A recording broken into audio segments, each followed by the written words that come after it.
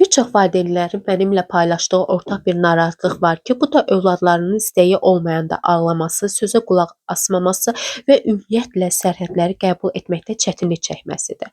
Əslində bu davranışlar çox və uşağın pis olması ilə bağlı deyil. Bu onun duyğularını idarə etmə bacarığının hələ tam formalaşmaması deməkdir.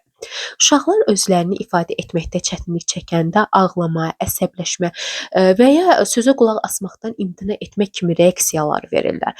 Burada bizim rolumuz sakit qalmaq, aydın sərhədlər qoymaq və uşağa duyğusunu necə idarə etməyi öyrətməkdir.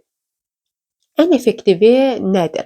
Qısa, aydın cümlələrlə danışmaq, əvvəlcədən qaydalar müəyyən etmək və uşağın duyğusunu adlandırmaqdır. İstədiyin olmayanda əsəbləşdiyini görürəm, amma bu anda seçimimiz budur. Bu cür kiçik, amma ardıcıl yanaşmalar uşağın həm özünü tənzimləmə bacarığını gücləndirir, həm də gündəlik çətinlikləri daha asan idarə etməyə kömək edir.